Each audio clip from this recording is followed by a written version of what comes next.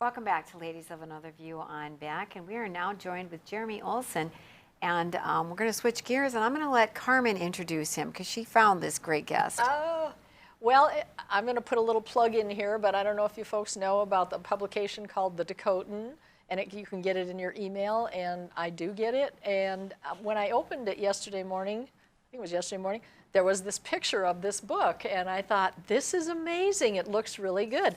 And it just happened to be this book that Patty referred to before the ad, and we'll bring it up later in a slide. But there it is.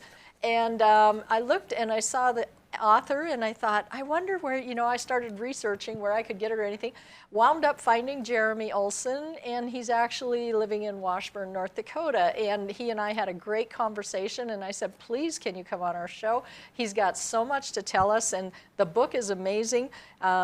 Geremy had been told he was dyslexic in 2nd grade, and his life since then has been amazing. His life before that was amazing. So I'm just going to welcome you, Geremy, and thanks so much for coming on. Well, thanks for having me, and it's it's kind of exciting for a dyslexic kid to write a book, but that's what happened because of COVID, I guess, and a bunch of other stories along the way.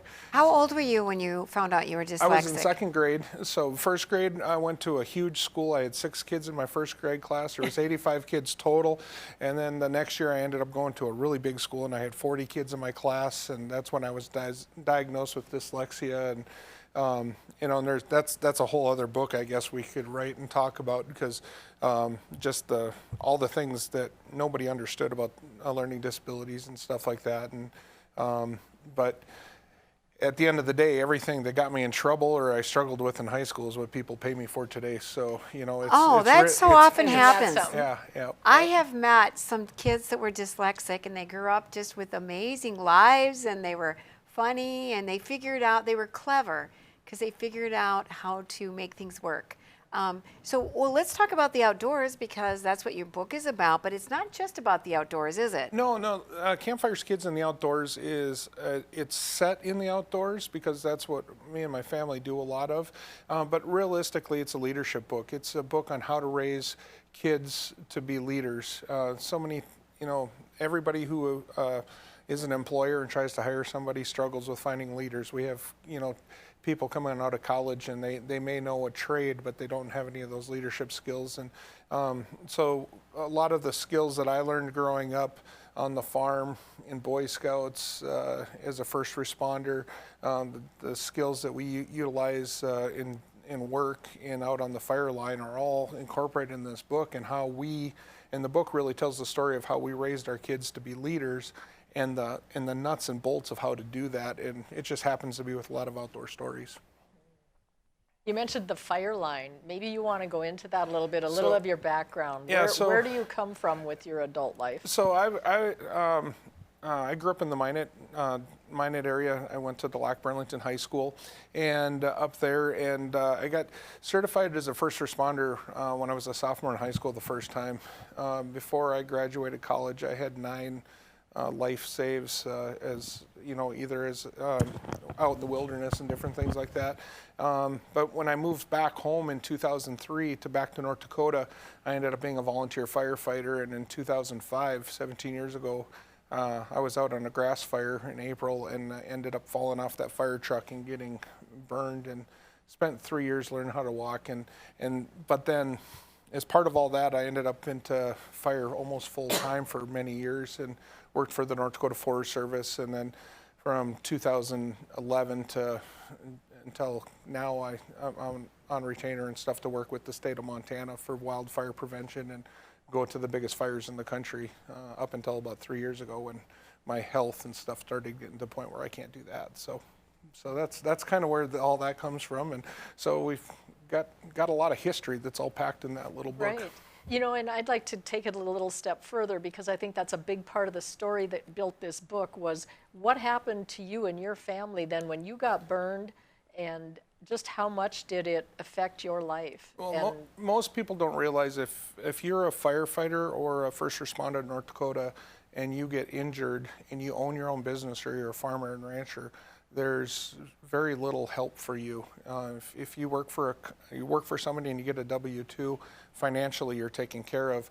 But as a business owner or a farmer or rancher, there's no support for you from the state of North Dakota. So we ended up getting evicted from our home. We lost our business, and that's kind of where the book starts, because at that time, my kids were pretty young, and they were to that point where they wanted to start shooting .22s and shooting shotguns and stuff, and learning in that 3 to 6 year old range. And I couldn't afford to buy a box of .22 shells back at those days when it was cheap still.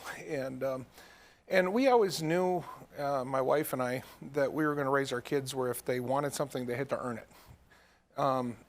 Me getting hurt made us follow through on what we wanted to do. And honestly, I don't know if that would have happened or not. And so that's the other aspect of this book, because I got 2 boys that started a little fishing tackle company when they were 8 and 10 years old, and we ended up homeschooling one of them so he could fish professionally, and and it's just all those weird things that are all in the book too. And but it's all that responsibility and all those lessons are all packed in there too. So how did they start a fishing tackle business? Anybody with kids might look for ideas and how to be creative. Like, how did that come about? We just sat down as a family, and we were in the office downstairs or in the campfire, and we just talked about all the different ways they could make money. And you got lawn mowing and all this other stuff, and being a fishing family, and at the time we were fishing to feed ourselves, and so the boys sat down, and we had a rig that we used for walleyes on the river in Washburn that wasn't for sale in any stores. And, we were hoping they'd sell a couple hundred rigs in a year. And they ended up getting in 16 bait shops and selling over 3,600 rigs that very first year. Oh my gosh.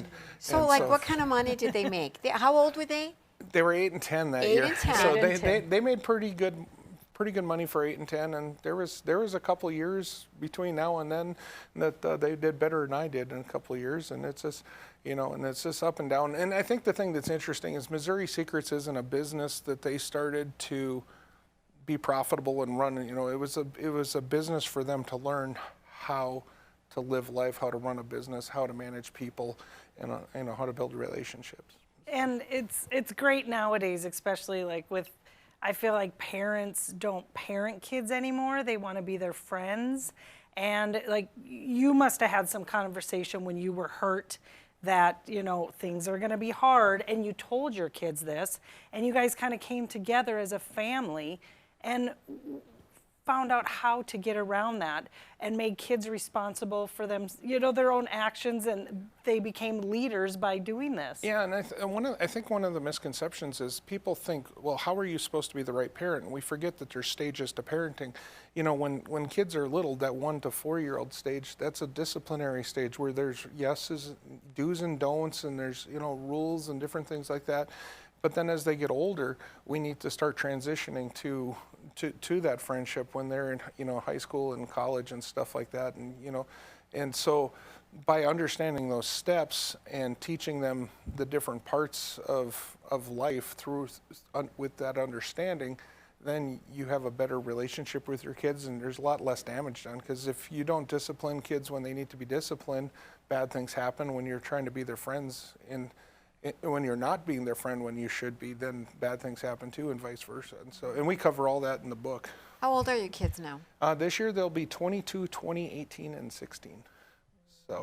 And the youngest one's a girl. So we got 3 boys and a daughter. So. Oh, she's never going to date. There she is. She likes the outdoors too. She loves the outdoors. Yeah. Did I hear you correctly? You were talking about your kids wanted to start shooting, and you said around the age of 3 to 6? 3 to 6 years old, yeah. Okay, that seems kind of young to me, but what do I know? Well, tell me your process here. It's kind of funny, because one of the problems I think that we're seeing and struggling with in North Dakota, and I was the kid that left home, went to Minnesota, got a 4-year degree, went to Atlanta, Georgia, worked all over the country, and then couldn't wait to move back to raise my kids here, because I saw all the bad ways that other states and stuff are handling things. And then I got home, and in North Dakota, we're trying to follow what all the bad things other states are doing, for example. And one of the things that we grew up in North Dakota with when I was a kid is as soon as you were able to do one thing, that you could prove you were responsible for one thing, then you got one more thing added on. You know, so like for when I was a kid, 5 years old, I learned how to drive the riding lawnmower. And then once you could prove you could ride the riding lawnmower, then you could step up to the bigger tractor, and you know, vice versa. And it wasn't until you proved that you could do something that you earned that. Well, the same thing was true with, it doesn't matter if it's guns or cars or anything in life that's dangerous, a woodworking shop.